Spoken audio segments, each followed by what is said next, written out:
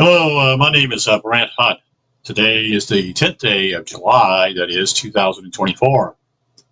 Going to be reading from a particular book today by Tom Harpur, spelled Harpur, simply called The Pagan Christ. Most of Tom's works are based upon him being I think he was an Anglican priest or Anglican teacher, I think it is, what I read of him. And he began to read some works by Alvin Boyd Kuhn, and this is what he's come up with. But this was written back in 2004, so I don't know if even Tom Harpur is still alive or not. The name of the book is simply The Pagan Christ. And the chapter I'm going through tonight is chapter 2, which is setting the stage. Myths aren't fairy tales.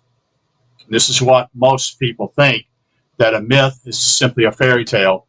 It's been ingrained into them almost as though as children. Some of those things have been created by even Walt Disney, so to speak, by their movies. So that's what I remember simply, is because I can remember saying, "Well, that's a myth." It's a child story, so to speak. Not really. So we're quite confused these days, aren't we? So we're going to get into chapter 2 here, which is simply calling, I didn't put the prefix part of it, that is chapter 2, that's calling setting the stage in this particular book, and myths aren't fairy tales. Thank you for being here. I hope you have ears to hear and eyes to see what this is all about, which is about truth, because God is truth. Anything you can say about God is him being infinite in a lot of ways. He doesn't lie, you see. So, on the intellectual side of religion and spirituality, we are still dwelling in the lingering shadows of medieval night, hypnotized and victimized by superstition of the weirdest type that is floundered from pulpit and seminary. This beclouded day of gloom will continue as long as we have not the acumen to disassociation, sublime myths, allegories, dramas, and symbols from the dregs of history. It's a quote from Who is This King of Glory by Alvin Boyd Kuhn.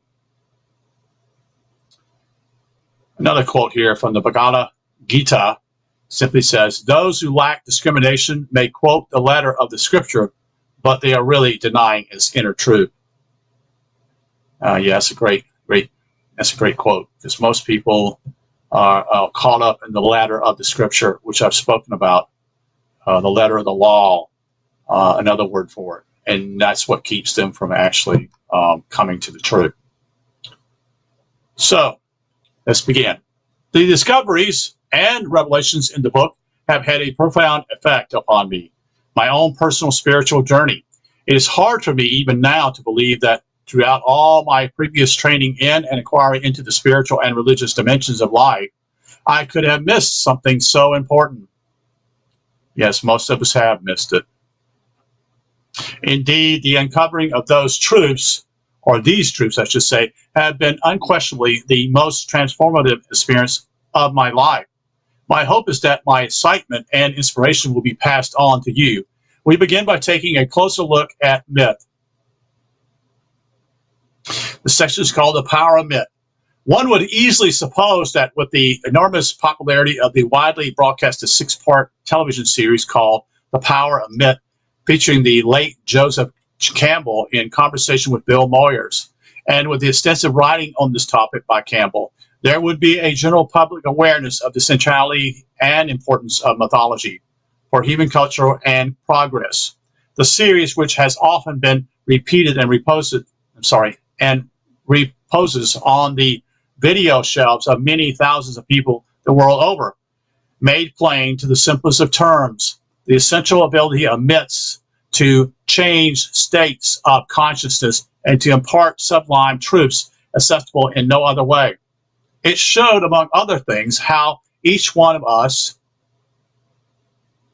is affected by the myths not only of the past, but of the culture around us today.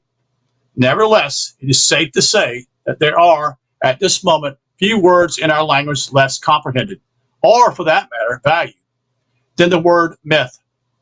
Mention myth or mythology to the average person, and he or she will assume that you are speaking of remote, insubstantiated, irrelevant matters.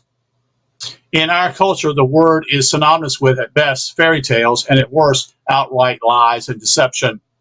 If you pay attention, you'll be amazed at how often you read or hear someone say, "It's only a myth," end quote. Since this book will frequently deal with myth, it is of paramount importance that the disastrous distortion and misunderstanding be met head on, inasmuch as the arguments advanced will lead inexorably to the conclusion that the entire gospel story of Jesus, not to mention about 95% of the rest of the Bible, is a myth or a collection of the same. It is imperative that the true meaning of myth receive detailed attention. Here are 3 brief quotes from Kuhn to underline the salient point in my argument. Quote, "What was known of old is that the myth as employed by ancient Illuminati in biblical scripture is not fiction, but the truest of all history," end quote. The myth is the only true narrative of the reality of human experience. It is the only ultimate true history ever written, as it is the actual experience of life and the evolution. Read as history is, it is finally less true than myth. The myth is always and forever true, you see. See, we flipped the script here, folks. It's just done on purpose, you see, to keep people in darkness. Actually, history is never more than an approximation of the truth of life, end quote. Another quote here, "Myth was the favorite and universal method of teaching in archaic times," end quote. The next section is simply called "Missing What Really is Going On." A too often forgotten truth is that you can live through actual events of history and completely miss the underlying reality of what's going on. What history misses, the myth clearly expresses. The myth in the hands of a genius gives us a clear picture of the import of life itself. As Campbell repeatedly made clear in his many books and in the interviews with Moyers, the deepest truths about life, the soul, personal meaning, our place in the universe, our struggle to evolve to higher levels of insight and understanding, and particularly the mystery we call God, can be described only by means of a story, that is mythos, or a ritual drama. The myth itself is fictional, but the timeless truth it expresses is not. As Campbell puts it, quote, "Myth is what never was, yet always is," end quote. So it's present tense, if you can say it that way. It's a means of expressing the interstructure or meaning of all history. It has the incredible power to fire the imagination and the spirit in such a way as to lift our consciousness ever upward to higher states of evolution. If you examine the best known Greek myths, for example, you will see that each one has within it a deeper truth about the human condition that remains timeless, even though the event never happened. There are the simple examples of Narcissus, who fell in love with his own reflection, and Achilles, sorry about that, butchered that one, I think, who through hubris and carelessness flew on his artificial waxen wings too close to the sun. We all know what insights Freud garnered from the odious sagas, that is, whether it is a prodigal son or the Good Samaritan in the New Testament, the truth and the relevance of these tales have nothing whatsoever to do with their having been actual happenings in history. This is why, in Kuhn's view, mythology is the repository of man's most ancient science. This would be extremely difficult for some to grasp just at first. It was for me as well. But anyone who wants to understand religion, religious ideas, and religious documents, that is, scriptures of any kind, must realize that the divine, the mysteries, the ineffable, the workings of the spirit in the human heart or in the cosmos at large cannot be adequately expressed other than by myth, allegory, imagery, and parable and metaphor. Literally, the scripture narrative inevitably leads to either idolatry or otherly nonsense. let me say something real quick. Sodom and Gomorrah is not a place, but it's actually in your head. It's actually the two, parts of your brain, you see. And most people won't understand that. But see, the story revolves about such and such of these myths. And these stories by the Jewish writers who are brilliant in what they shared, it goes over most people's heads. And is that intentional or non-intentional? I do believe it's not intentional at all. I believe simply is that we're so out of it or not conscious of what's going on around us most of the time. And those who know that use the television and all kinds of media to keep us from that. Thus, myths are not some fictional embroidery or dispensable addition to the major faiths. They are their very essence. Strip them away, and there is little that is precious left. Christianity does not need to be demythology. Demythology is story. It needs to re-mythology. That is, it as well as it will. Sorry, I keep saying that. It as we shall see. Sorry about that stumbling block here. Concealing sacred truth from those who would abuse it. Yes, indeed. That's the reason why it was done. Part of it, I think it is. There was another reason for their use of myths by ancient sages and scribes. They were a device for concealing sacred, precious wisdom from profanation by the vulgar or the malicious.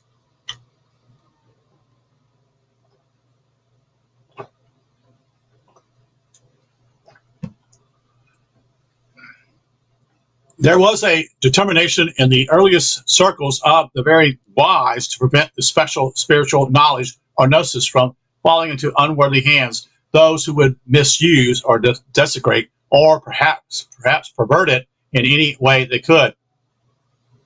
By not being what they seem on the surface, historical narratives or descriptions, and by ample use of symbolism and other devices, the myths kept the tradition alive for those who were truly seeking spiritual enlightenment, those who meant business, you see.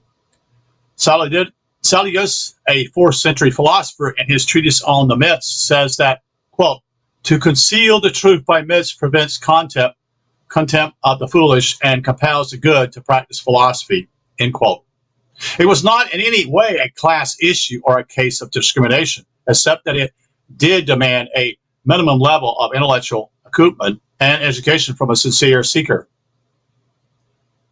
The principal determinant of those admitted to the meaning of the myths or initiated into the widely popular mystery religions where they were dramatized and experienced was genuine zeal for the divine. Commenting, that is, on this esoteric approach, the great 2nd century theologian, that is Origen, O-R-I-G-E-N, said that ordinary people see only the exterior symbol. Quote, it's allowed by all who have any knowledge of the scriptures that everything there is conveyed enigmatically, i.e. esoterically, end quote. Once the early church turned to literalism and an exoteric, bottom line rendering of the faith. Origen was condemned as a heretic and his books were banned. I'm sure, I don't even know if I maybe look into that, because I remember I took early church history in Origen. I remember reading about him. Unfortunately, that was over 20 years ago. But anyway, the point simply is, I don't know if his writing, I'm assuming that some of his writings were not all burned. Someone else made copies and kept them hid, sort of like the Dead Sea Scrolls. To read them was to risk instant excommunication. Well, that was the first step they did. Later on, if you did certain things of that nature, you were killed. Yes, indeed you were. The church forgot or ignored the fact that St. Paul himself used the esoteric allegorical approach. Learn something new every day, you see. Ancient peoples did not believe their myths. They believed in them in the sense that they believed in the truth beneath the stories. As Professor Kuhn notes, quote, never did intelligent people believe them. They believed what they represented, symbolized, and adumbrated, end quote. This distinction is tremendously important because, as we shall soon see, it was the total misreading of the myth, of the allegories, and the drama that resulted in Jesus being made into a historical God-man, an event that distorted Christianity from earliest times and effectively aborted the real power of the myth to transform the life of every individual. Once one man became the total embodiment of God made flesh, the rest of humanity were left looking beyond themselves as a matchless paragon of virtue instead of realizing their own Christ powers within. And that's it, folks. It's already with you. It's it's almost as though God is already within you. Just you haven't found him. That's God. See, the people say, "Well, I know God's within me." Well, the problem is yeah, he's there, but what are you doing about it? You see, are you looking for him? Because that's what you need to be doing. You don't need to be believed. I believe that God's within me. Well, then, why do you do certain things to other people? What is your life like? Such and such. Okay, then that will pretty much clear it up. Simply is, no, you do not understand what it means when it says that Christ's power is within you. And that's part of the whole duality. Part of it is to bring the two together and unite. Because the flesh itself is also of the devil, you see. And I'm not going into the area what I call evangelical Christianity. That's not what it means. It seems simply is that you are a slave to your body. In other words, being simply, guess what? I have to have money in order to be able to live these days. I have to have food on the table, in other words, you see. I have to survive, you see. The impetus for a moral and spiritual transformation thus was virtually nullified. This eventually led to the colossal blunder perpetrated from the 3rd century onward of mistaking myth, drama, ritual, allegory, and other forms of symbolic representation for objective history, and following this by turning the body of myth into alleged literal occurrences. Was there actually a David? No. Was there actually a Noah? No. Was there a Lot? Was there actually Adam and Eve? No. None of this is actually literally true. There are stories, you see. So in his book called, that is from Alvin Kuhn, In Shadow of the 3rd Century, we read, quote, "The sacred scriptures are written in the language of myth and symbol, and the Christian religion threw away and lost the very soul of their meaning when it mistranslated this language into alleged history instead of reading it as a spiritual allegory," end quote. The result was a pathetic, blind faith in a kind of emotional and superstitious supernaturalism. The evidence of this is all around us today in extreme, literalist, ultra-conservative forms of Christianity. Many people believe right now, seriously, who call themselves Christians, especially evangelical Christians, that the end is now. They believe that this whole thing is going to happen and Jesus is going to come back here literally. They believe that. You see, they will stake their lives on that when that's not what it's about. You see, Jesus becomes a magician or Superman figure, you see, quite removed from the real universe in which we live. In his book, that is Miracles by C.S. Lewis, struggle, that is, manfully to justify the gospel miracles in rational terms, but he ended in a sad failure on philosophical and other grounds. His basic error was in treating as history what never was history, and indeed was prefigured at least 5 millennia earlier in the Egyptian mythology. There's a trinity in the Egyptian mythology, folks. Same way with the Jewish story. As Gerald Massey, who was actually a big-time inspiration for Alvin Boyd Kuhn, because he basically is the American. Gerald Massey was from England, and then Alvin Boyd Kuhn was here. and they were involved in the a group. I'm just lost it here. I'll get back to it. But anyways, go back to Jerome Maskey. And Petchley exclaimed in his book, Lunology, that is moon worship, the insanity lies in mistaking myth for human history or divine revelation. The Gospels do not contain the history of actual man, but the myths of the God-man, which is Jesus, clothed in a historical dress, end quote. Sublime myth literized makes for quite grotesque history. We shall see the evidence for this shortly. It's one of the chief reasons why the traditional interpretation of the Bible often makes so little sense to modern men and women. Of course it does. It doesn't make any sense at all. And even today, especially to the young, which are somewhat realizing this doesn't make sense in literal terms at all, you see. The next section is called the Central Christ Myth.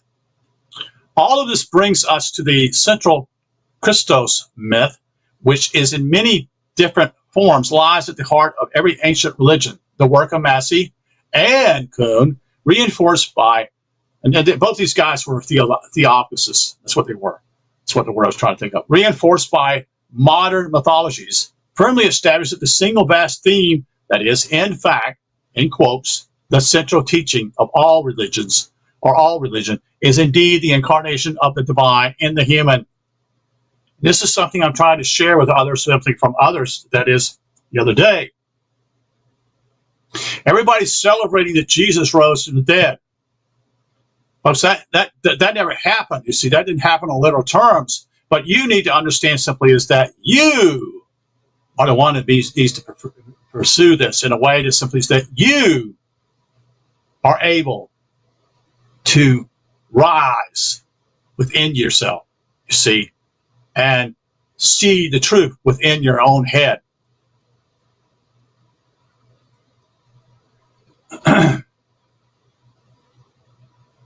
Moreover, while the sun, S-U-N, is the source of all that is in our solar system, yes, if we didn't have the sun, there would be no life on this planet, period, folks. None of it. It is also by its light, L-I-G-H-T, alone that we are able to see and know everything that exists. And for that reason, it was the natural symbol in antiquity for the ultimate being for God. Thus, the radiant figure of the sun god, who really represented at the same time both the divine and also humanity divine lies, was at the core of the Christ mythos in ancient times. And the various sun gods, S-U-N again, from Hercules of Greece to Horus or Zeus of Egypt, humans could see pictured their own history, their destiny, and their eventual conversion into angels of light. And that's what Phil Langdon has done. Phil Langdon is one I know of simply as an angel. People say, well, what are you talking about? Well, that's how he says it. He's an angel. He sees these things. He understands it truly. Hopefully tomorrow we'll be meeting with him. We haven't met in probably over a month. It's been probably more than 5 weeks or so. Anyway, the same is true of the gospel Jesus figure. Significantly, modern science is confirming that every cell in our body is literally shot through with particles of the sun. At the Sun-Bearer Neutrino Observation Place in Ontario, the deepest, cleanest research site in the world, scientists have ascertained that untold billions of solar neutrinos pervade the entire universe. They're able to pass through the Earth itself and all substances, including lead. More than 100 billion neutrinos will pass through your hand as you read this sentence. Now, following in the best summary, that is, I know what Kuhn's reasoning and years of research on the Christ concept came down to in the end. Quote, the vitalizing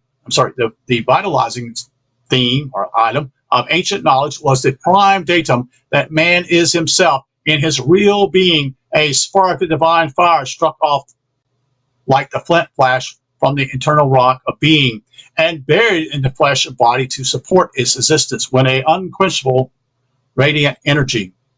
Yes, we are divine within, but most of us don't understand that, you see.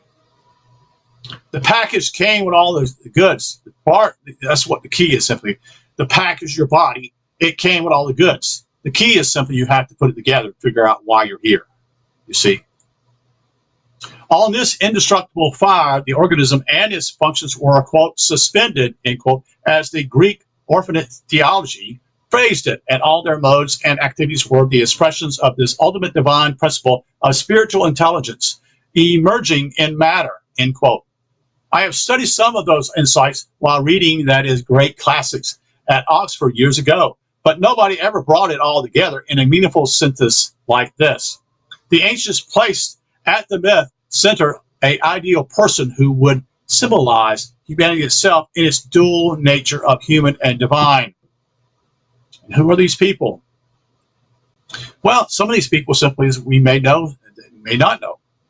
This ideal person was represented by the names were Thamus, Ananias, Mithras, Danius, Krishna, Christ, and many others. Symbolize the divine spark incarnated in every human being, the element, quote, destined ultimately to deify humankind, end quote. Rooting their religion firmly in the bedrock of nature itself, the ancient sages saw the successive phases of our divinization being enacted daily, monthly, and yearly in the solar allegories of rising and setting, waxing and waning, that is, of the moon, which mirrors the sun's movements, end quote. And on the larger scale, in the process, or possession, I should say, of solar equinoxes and solstices. Ancient religion was solar and lunar based. It is called sun worship, but it was much more spiritual than this suggests or sounds.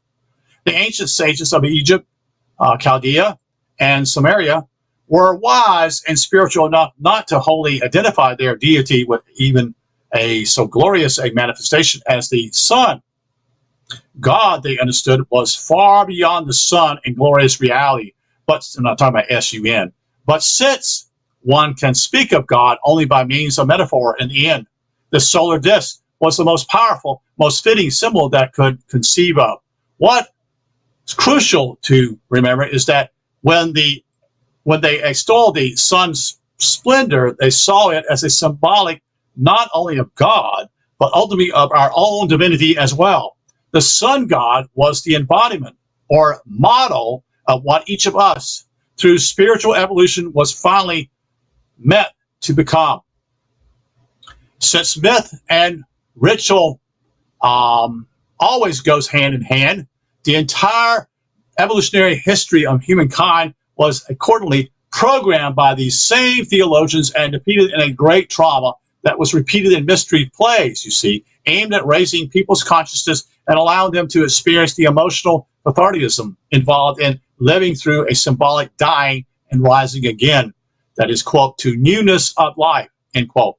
All the subsidiaries, myths, allegories, parables, rites, and fables were formulated to support and supplement this central play, or acting out of the one truth, that we are embodied souls or spirit destined through the love of God for eternity. That's the whole goal here, folks. There's no other goal. We're not here to get rich, folks. We're not here to, be movie stars or whatever you want to call it. That's not what. That's the second. That's child's play. Like the sun setting in the west, we too have descended into mortal forms through incarnation. As it rises daily in the east with renewed power and vigor, so we will rise again. In other words, what the central Christ or sun god represents, we too one day shall be, and not just in theory or according to some mythical idea, but in a final resurrected reality. This is a spirituality full of hope and power.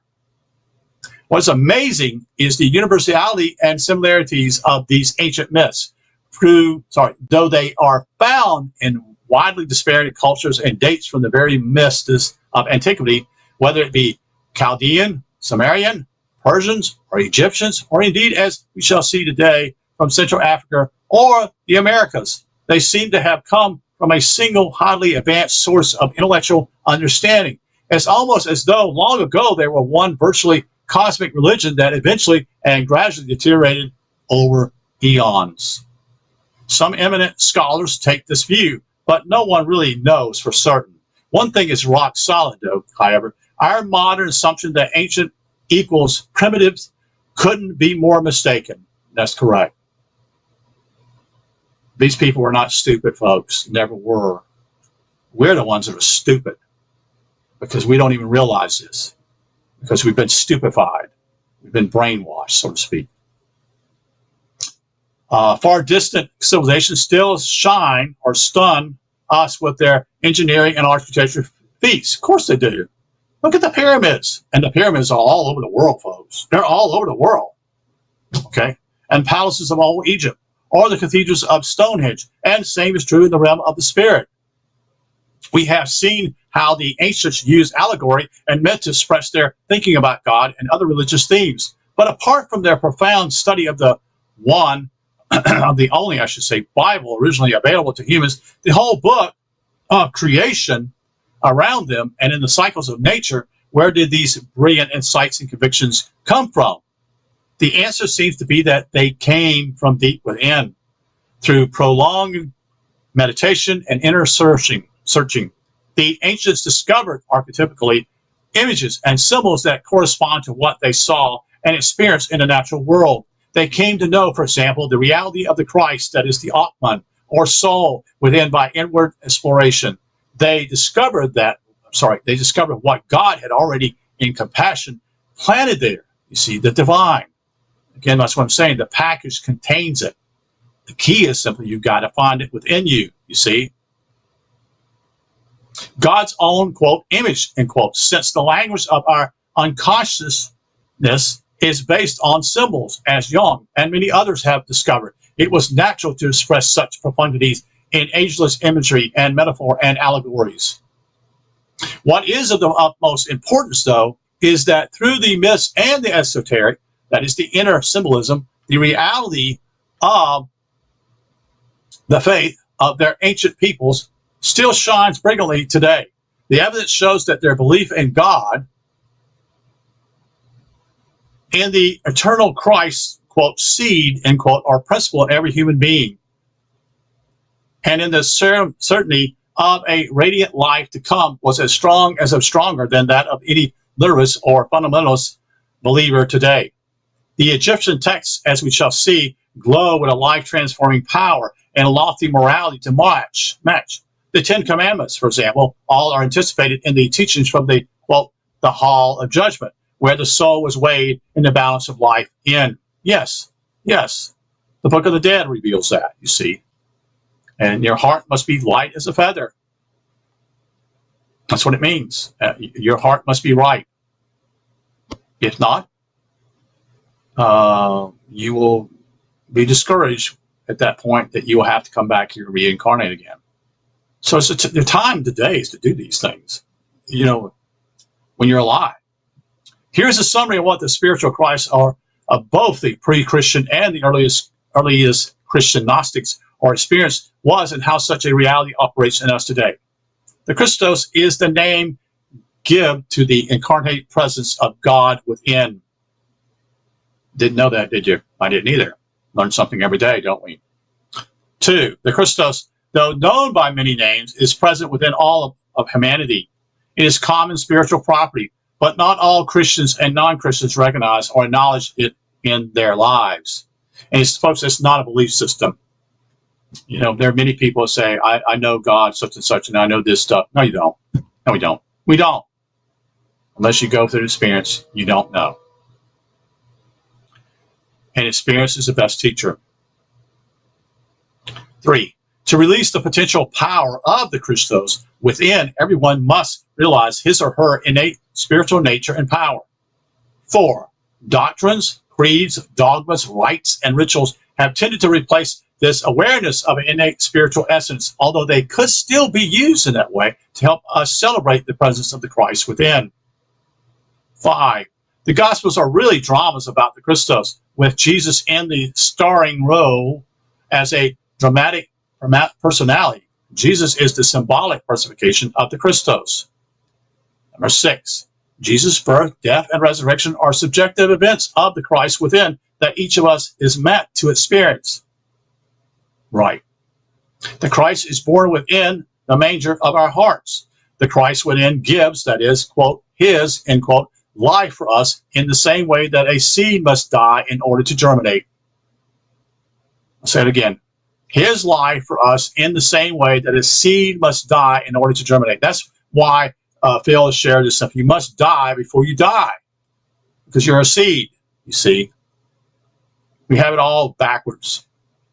And I'm not blaming anybody, folks. Simply, it's just time to be aware now. The resurrection is our being raised to new life out of the tomb of our carnality. Yes, the body itself is enormously a tomb. But the real self is within the spirit of us. That's where we come from God.